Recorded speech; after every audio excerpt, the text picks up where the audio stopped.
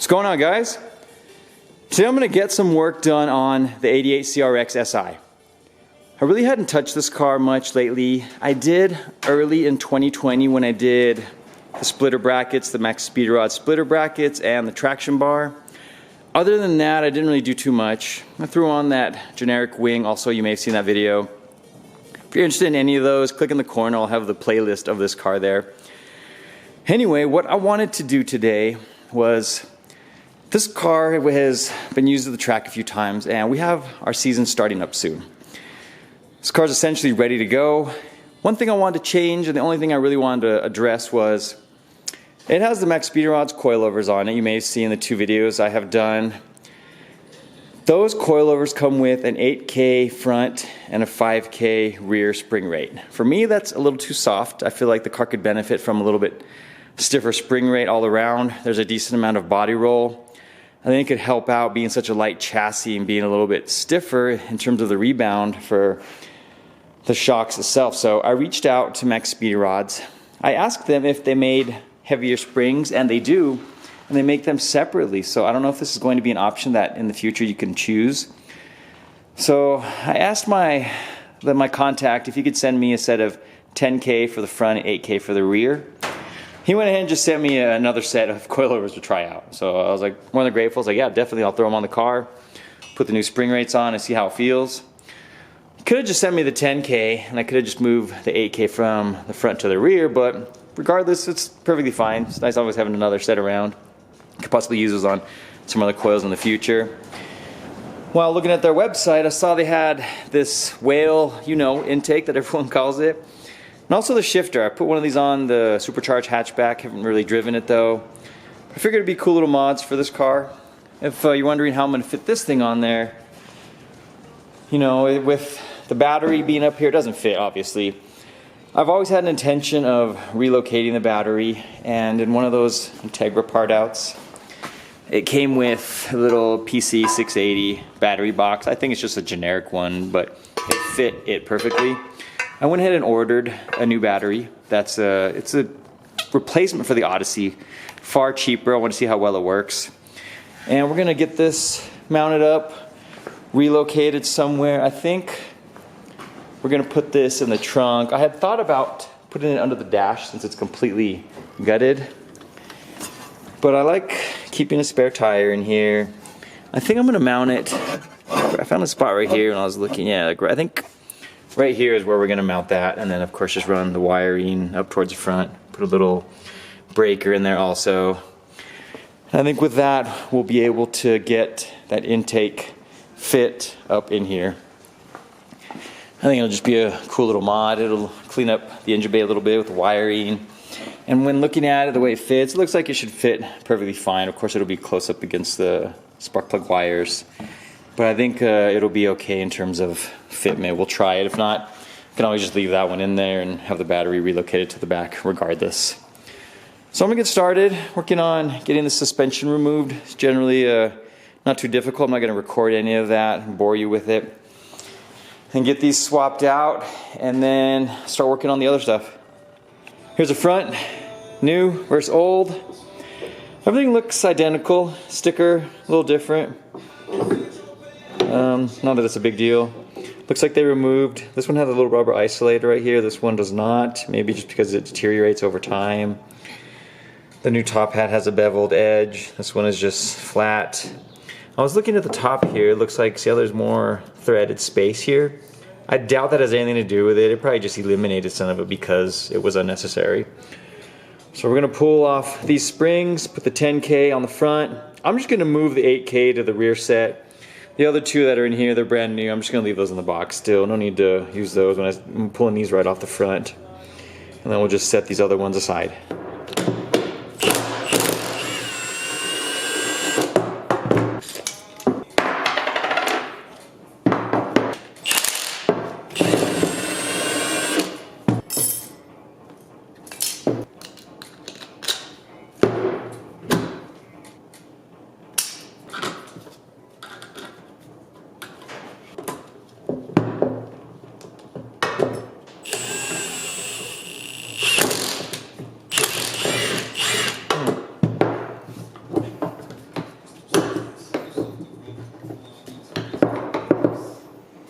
See what I'm playing with right here? Let me show you.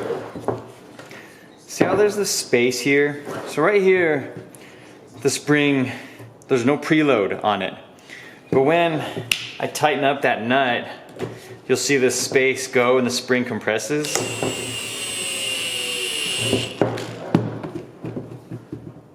So it only compressed, I don't know, a little bit, but you could obviously tell, see how much tighter the coils are compared to the non-preloaded spring. So what I'm gonna do, I'm gonna remove some of that preload. I don't want any preload at all. Doing that, if you put it on the car, I guarantee you the front of the car is gonna be lifted, even if we go with the same height down here.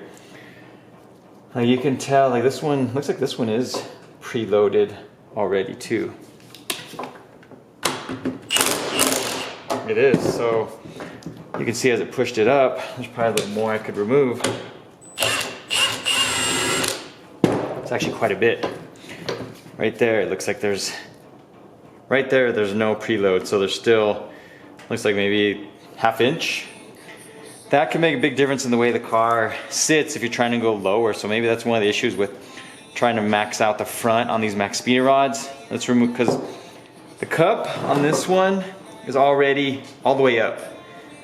Like when I put my finger in, it stops and hits the bottom of the cup already because I have it all the way maxed out and I can't go any lower. But by removing that preload, we'll be able to gain some of the height, well, the reduction of height back by doing that. So I'm gonna do that, so play around with this.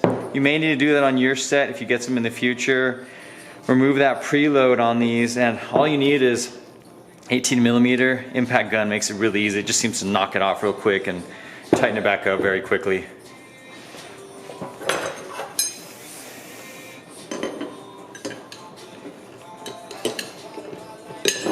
Get out of here.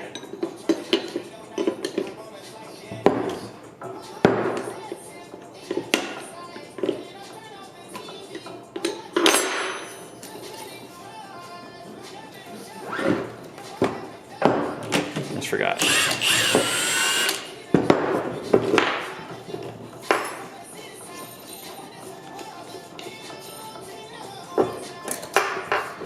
It's probably more than enough. Actually, I'm going to do more right there.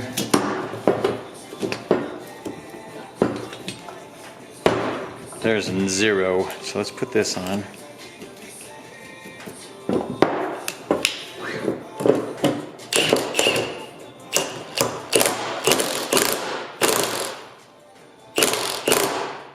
Shit's on. Okay, see now, 0 preload, so right there, it's resting against the top hat. What I will do is just spin this thing down.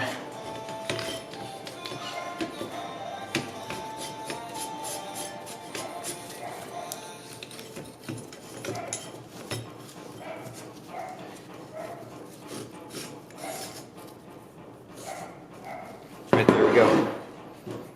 0 preload on the spring. I'm gonna leave it like this. I'm gonna do both. And then install it on the car, and then I can go out and adjust accordingly. Since I can't really adjust the cups much. Let me see if this one, I don't know if this one's on there hard.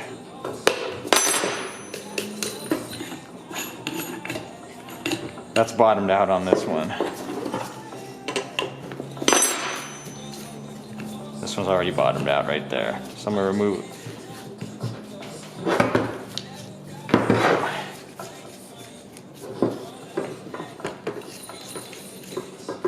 So what I'm going to do, I'm going to start adjusting my height by using the preload on the car. It's detrimental to the shock absorber a little bit, but you know, I don't know, it's debatable. I'm not really going to be doing a whole lot. When you saw right here, maybe did like ½ inch, so I can't imagine it's going to do too much to the shock. Regardless, we're going to give it a shot anyway and see how it works out when we take it to the track. One thing I've never really taken a look at was the shock itself, where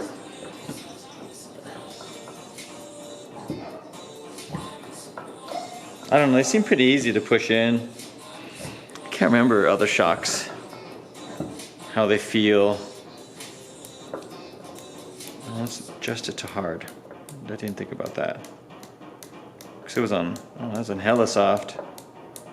Let's move it all the way. Oh yeah, that's, okay, so it was on soft all the way. Now that actually hurts. That's a lot better. Interesting, that's kind of neat to see.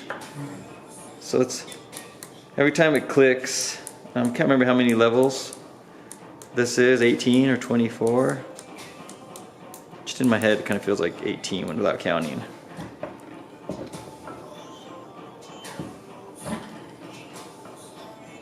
Made a big difference, so we're gonna keep it on full stiff, like always, and go from there. I got the rears set up, got those 8K springs on here. I removed the preload. Now for this, there's still room. I don't know if I'll need to adjust it from here. Put them on the car, I'm gonna take it for a spin, leave everything a little loose, see if it kind of settles a little bit, and I'm gonna adjust the height. I think the rears, you have more than enough room here, because I can still go down, it looks like a solid, maybe like an inch. And then there's still room to go up, so there's plenty of adjustment for the rear. Won't need to adjust it by messing with the preload.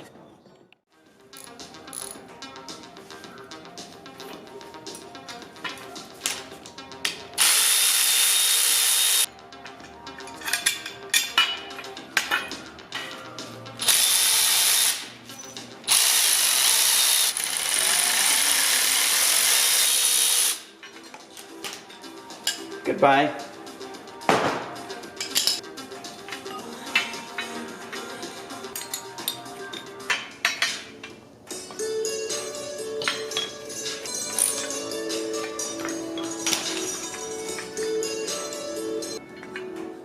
The shifter install went pretty smooth.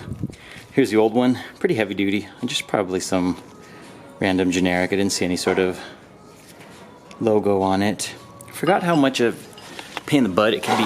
I had to drop shift linkage, had to move the exhaust out of the way so I could pull it down completely, because it's really difficult to install in the car. I think it's a lot easier just to remove the shift linkage. Once I got it in, I had to remove a little center console real quick, only because this shaft and where that shift boot is, it's not going to work with this any longer. It's not a big deal. Probably just remove the shift boot altogether. I like the placement. Like, you know, it's a lot closer to the wheel. Unfortunately, my shift linkage, I can see this play. It's obviously not normal. I was looking at the linkage, and it has the Hasport logo on it, the EF-SHV or something. I don't know what it said. But it lets you know it's the EFB series linkage. This is where that play comes from. It's in this joint right here. See this right here, how nothing else is moving, but this is. So this would be a great opportunity. I'll probably end up buying that no slop shifter. The little linkage piece, which essentially replaces all of this. I'm not going to do it anytime soon. I think we'll be fine driving like that, but it'll make shifting a lot more crisp and just reduce all that slop. Decided to try to amend a little bit. I think, let me get a screwdriver.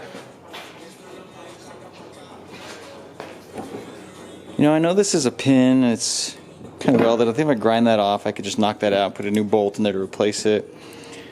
But this slop back and forth, I think if I get it opened up, maybe put a new washer just in there, I think it'll eliminate some of that slop. Maybe help a little bit. It seems like there's a little bit here too. Probably just need new linkage overall. But we're gonna try. I'm gonna see if I can just throw a washer in there, a new bolt, and see if that eliminates some of it.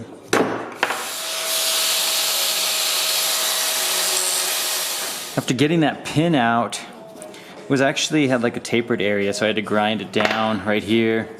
I was able to slide off all of the hardware that's inside there. So now I have it squeezed together. I was trying a combination of washers. I have a real thin one here. I'm gonna try fit on the bottom. And then I found this bolt that I think should be perfect for the length. Yeah, that one should be a perfect fit. Put a nut and then some Loctite on there as well. And luckily I have a ton of washers. I was able to find those two, and I think those two are great. Now you can see, like, there's no more movement at all. Of course, this still swivels correctly because it has the original hardware there. I just added those two washers on the top and bottom.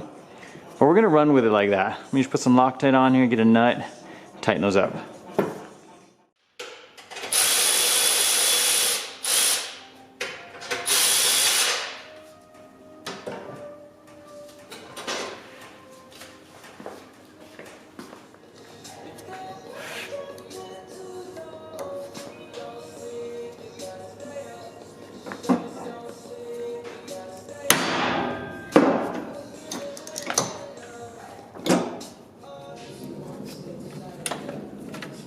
Quick update, I got battery components removed, pulled the intake off just so I have more room to work with the battery wiring. Got the fuse box wired down to the starter. If you're curious about this, when I got the car, I was working on it, there was a short that runs all the way back to somewhere under the dash. And unfortunately, like, one of these lights doesn't work, this one doesn't work. So I have never had a chance to troubleshoot it. I want to, this will help having this room, and one of the things I'll just do one of these days when I pull the dash. Anyway, I was working on the rear wire. I like using liquid tape after I crimp it, just so if there's any sort of moisture, it'll help keep it out. And then I'll put a little sleeve on there as well to cover it. And I left a little bit of extra room where this is at, battery post. I believe the red's here. I think I might run both along here, and then of course the black grounded to the body, and then keep the red along the body of the car. I don't know, I might just run it around here and up there also. Put in 100 amp breaker. So I'm going to finish working on the wiring from the breaker to the starter. What's cool, I was looking right now, and this still had the little tube from the evaporator core.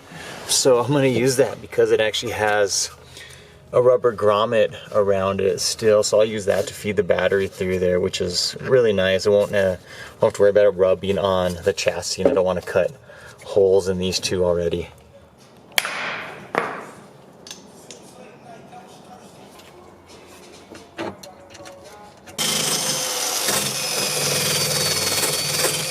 So I got battery connect to the starter, fuse box connect to the starter.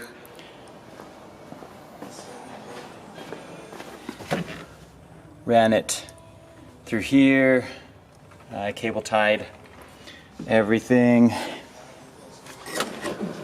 and then added my inline fuse box.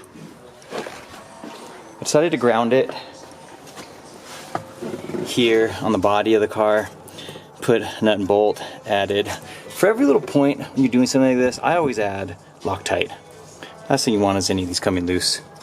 So put some Loctite on that bolt, and just for now I put my old terminals on here. I want to test it and make sure it starts up and everything is connected. The reason being is because I don't have the battery, and it's actually arriving today. I will include it in the next part of this video. I'm going to get it mounted. I want to see how I can run the wires also, and if I'm going to mount the battery box there. But let's just test it. I should have power. Yeah, there's some horn.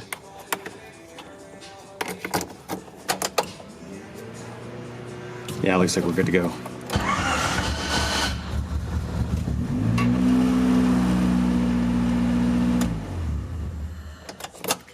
Now with this intake, it doesn't look like it's gonna fit. The wiring harness is, I moved it out of the way a little bit, but it's still catching there. Maybe if I had a little different adapter to come off, but you know, it's close, it's starting to hit the spark plug wires, and I'm not gonna leave it like that. So unfortunately, we're not gonna be able to use this intake in this chassis. Maybe with a D series engine, it might fit.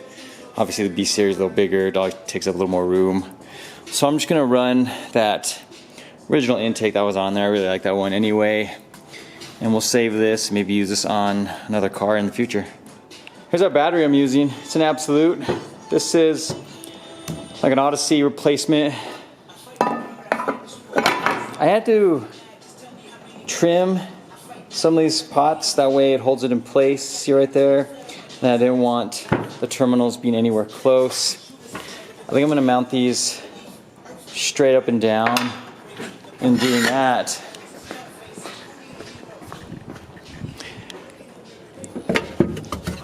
I think we're gonna put it right here. And I can trim these and run this straight off the top. Same with this one, straight off the top right there. So what I did there is just added 4 riv nuts. I don't think I needed to do all 6. And put a little bit of sealant in them so that way it helps with any sort of rust or corrosion. And now we're gonna trim up these battery cables and it should be good to go. Here's the battery finished up. I wanna get little covers for these. I'll probably run to the auto parts store, find a little terminal cover of some sort. I don't like them being exposed. Granted, there's not gonna be anything back here. Yeah, the spare tires here for now, but that's gonna be pulled out and I really don't keep anything in the back of this CRX. But I like the way it looks. Simple back here. Breakers, good to go. Let's give it a start, test it up.